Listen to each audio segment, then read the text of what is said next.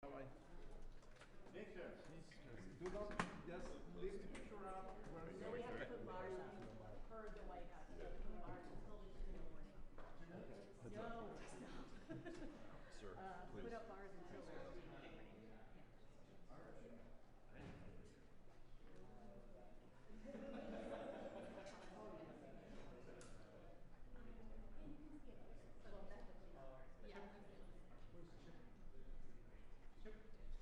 Yeah.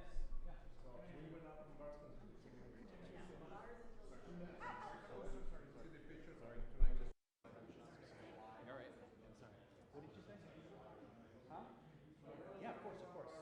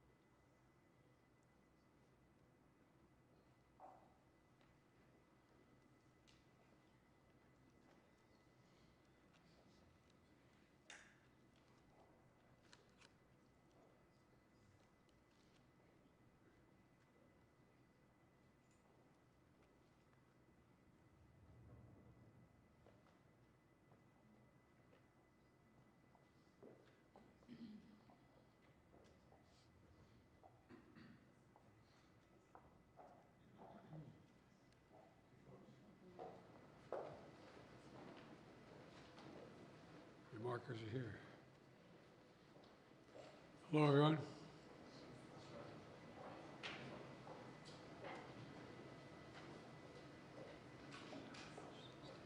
You got everybody? Well, good afternoon. And this is a very good afternoon. A very good afternoon. Today we're bringing home Paul, Evan, Alsu, Vladimir. 3 American citizens and 1 American green card holder. All 4 have been imprisoned unjustly in Russia. Paul for nearly 6 years. Vladimir since 2022. Evan since March of 2023. And Alsu since October of 2023. Russian authorities arrested them, convicted them in show trials, and sentenced them to long prison terms with absolutely no legitimate reason whatsoever, none. Paul, a former Marine, was in Russia for a wedding. Evan, a journalist with a Russian, in Russia, was in Russia, signed by the Wall Street Journal. Alsu, also a journalist, was in Russia to see family. All 3 falsely accused of being spies. And Vladimir, who was a Russian citizen by birth and holds an American green card, is a Pulitzer Prize-winning journalist and was a pallbearer at my friend John McCain's funeral with me. He spoke out against Putin's regime, and for that he was convicted of treason. And now, their brutal ordeal is over, and they're free. Moments ago, the families and I were able to speak to them on the telephone from the Oval Office. They're out of Russia. Earlier today, they were flown to Turkey, and soon they'll be wheels up on their way home to see their families. This is an incredible relief for all the family members gathered here. It's a relief to the friends and colleagues all across the country who've been praying for this day for a long time. The deal that made this possible was a feat of diplomacy and friendship. Friendship. Multiple countries helped get this done. They joined a difficult, complex negotiations at my request. And I personally thank them all again. And I've thanked them personally, and I'll thank them again.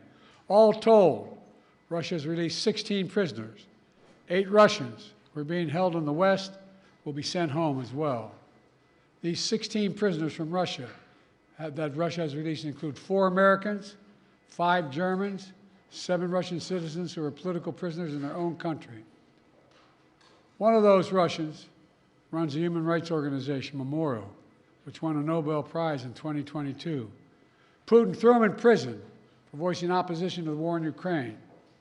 4 others work with Alexei Navalny, a political opposition leader who died in Russia prison this year. Now they can live safely abroad and continue their work of advocating for democracy if they so choose. This deal would not have been made possible without our allies. Germany, Poland, Slovenia, Norway, and Turkey, they all stepped up, and they stood with us. They stood with us. And they made bold and brave decisions, released prisoners being held in their countries who were justifiably being held, and provided logistical support to get the Americans home. So for anyone who questions whether allies matter, they do. They matter. And today is a powerful example of why it's vital to have friends in this world. Friends you can trust, work with, and depend upon, especially on matters of great consequence and sensitivity like this.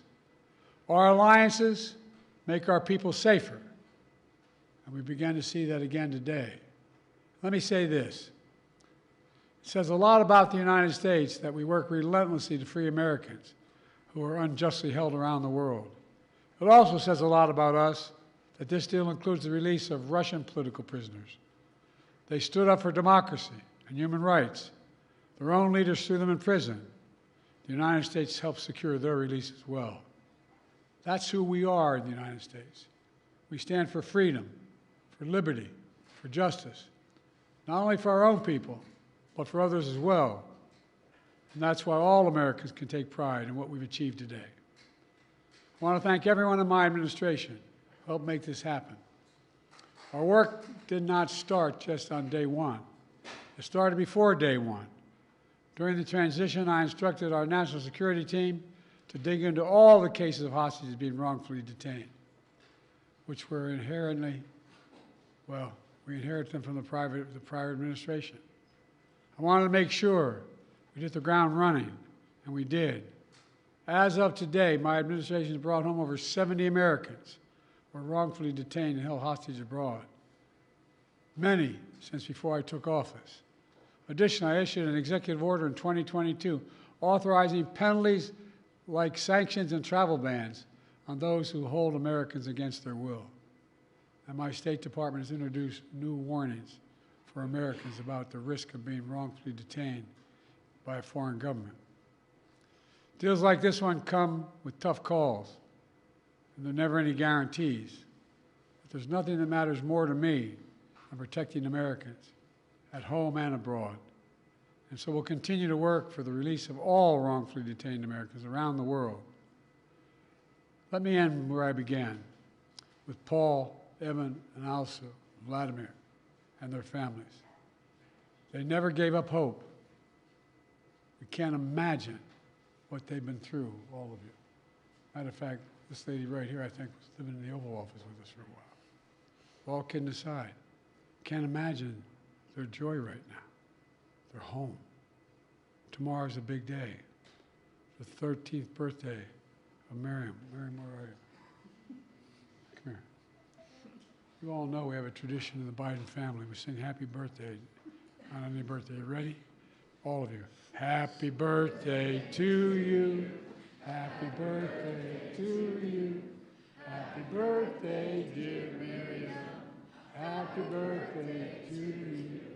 Remember, no serious guys till you're 30. God love you. She's Alsu's daughter. Now she gets to celebrate with her mom. That's what this is all about. Families able to be together again, like they should have been all along. So I want to thank you again to everyone who did their part. In just a few hours, we'll welcome home our fellow Americans. We're looking forward to that. God willing, we're going to be out at Andrews and get that done. So thank you, thank you, thank you, and this is a good day. What did you say to them on the phone, sir? What did you say when they answered the phone on the other side? I said, welcome almost home. How do you keep countries, these so-called abductor states, from simply taking more Americans in order to get more of their prisoners home? How do you end these perverse incentives, sir? Or advising people not to go certain places. Tell them what's at risk, what's at stake. These negotiations, and can you speak to the complexity of working with 6 countries to secure these releases? Well, look, I'm not going to take the time now, but I'll do this later in the week. I particularly own a great sense of gratitude to the Chancellor. The demands they were making of me required me to get some significant concessions from Germany, which they originally concluded they could not do because of the person in question. But everybody stepped up. Poland stepped up. Slovenia stepped up. Turkey stepped up. And it matters to have relationships. It really does. These things matter. Pardon me? Could this improve relations with Russia? Is there any avenue for that after this prisoner exchange deal?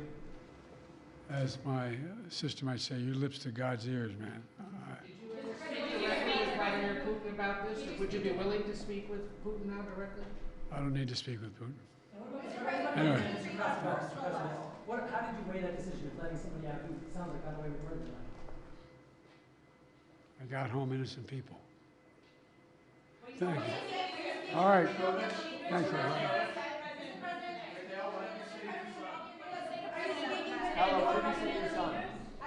Are you speaking with Erdogan or any of the leaders about this?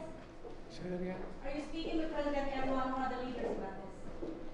Yes, I've spoken to all the leaders about this. What did you say about And by the way, as a father, look, you heard me say this before.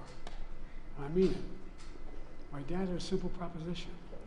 Family is the beginning, the middle, and the end. Blood of my blood, bone of my bone. I can think of nothing more consequential. I mean it sincerely. And having lost family, not a different way, and not knowing what's happening, the circumstance when they're accidental, the health, it matters. Mr. President, what did Germany ask for in response for their cooperation? Nothing. President Biden. What did Chancellor Scholz say? President Trump has said repeatedly that he could have gotten the hostages out without giving anything in exchange. What do you say to that? What do you say to President Trump now? Former president. Why didn't he do it when he was president? Sir, what did Chancellor Scholz say? Thank you guys. What did Chancellor